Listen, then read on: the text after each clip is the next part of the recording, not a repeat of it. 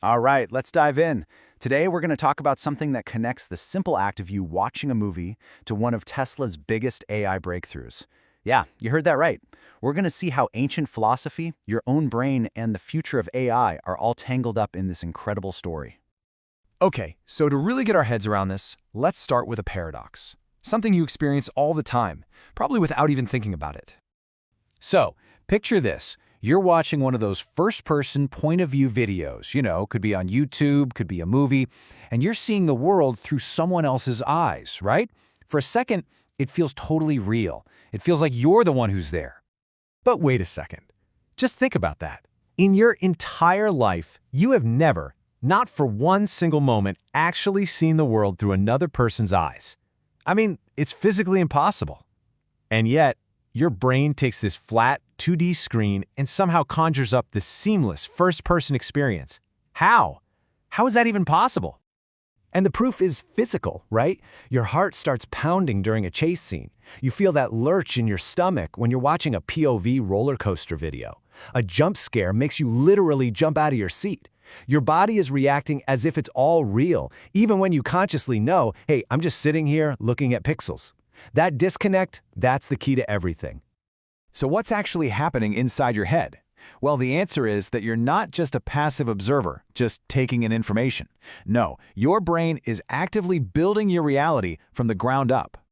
And this powerful ability actually has a name. It's called synthesis. It's your brain's knack for taking all these little bits and pieces of sensory data, sights, sounds, even memories, and actively building a complete, continuous reality from them. So your perception isn't like a window you just look through. It's more like a factory, constantly assembling the world you experience. Let me give you a really simple example. Let's say you see a fire truck driving down the street. Then it goes behind a big building, and for a few seconds it's completely out of sight. Now, do you think it just, poof, vanished? Of course not. Your brain takes what it already knows, the truck's speed, its direction, the sound of the siren, and it synthesizes its existence. You can predict almost perfectly where it's going to pop out on the other side, even though you can't see it at all. And what's really wild is that this isn't some newfangled idea from neuroscience. We're talking about a concept from over 200 years ago, from the philosopher Immanuel Kant. He's the one who argued that our minds aren't just empty buckets, passively filling up with information from the world. Nope. He said they are active engines, constantly structuring our experience. In his words, our mind builds reality. Okay, so an 18th century philosopher, what does this have to do with anything? Well, here's the kicker. This ancient idea about how the human mind works, it turns out to be the absolute cornerstone of one of the biggest leaps forward in modern AI. You got it. That exact same principle of synthesis, the way your brain fills in the blanks with the fire truck, the way it creates an immersive experience from a TV screen, that is exactly what Tesla is now teaching its cars to do. They call it the occupancy network. And here's what it does. Instead of the old way, just drawing boxes around things it sees, this AI builds a complete 3D map of the world around it, in real time. Think of it like a video game engine. It's constantly figuring out if every single point in space is occupied or empty. And because it does that, it can guess the shape and location of things even in its blind spots. It's predicting what has to be there, just like your brain does with that fire truck. Now, to really appreciate how huge this is, you got to understand this is a fundamental shift in thinking. We're not just talking about a better camera or a faster computer chip. This is a completely new philosophy for how a machine can see the world. So here's the side-by-side. Traditional AI, it's all about labeling things. It's passive. It looks at a picture and goes, that's a car, that's a person. It's basically just a pattern-matching machine. Tesla's approach is completely different. It's active. It's building a 3D reality from scratch. So it's not just seeing what's visible, it's understanding what must exist, even when it's hidden. And that is the secret sauce that lets it handle totally new situations it's never seen before.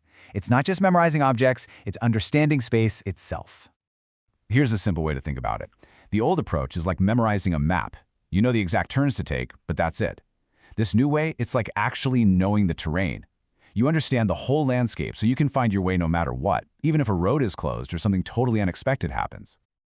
All right, so where is all this heading? I mean, what are the real long-term implications when we start teaching a machine a principle that seems so fundamental to how we as humans perceive the world?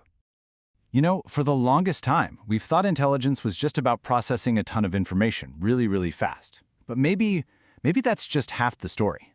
What if real, general intelligence isn't just about processing data? What if it's about the ability to build a coherent reality out of incomplete information? And this is where it gets really, really mind-bending. See, our own minds can go way beyond what our eyes and ears tell us, and now Tesla's AI is learning that exact same trick. And if this intelligence is based on a fundamental understanding of 3D space, not just data from car cameras, then it becomes a universal skill. The same AI that learns to drive a car could in theory be instantly downloaded into an Optimus robot, and it would already know how to navigate a factory or your house. Why? Because it understands the world, not just the rules of the road. This is what the path to artificial general intelligence might actually look like. And that brings us to one last really big question. This ability to build a reality from fragments, that's not just some clever trick your brain does. You could argue it's the very foundation of our subjective experience, of what it feels like to be conscious. So, if we're now teaching machines how to do that, what exactly are we creating?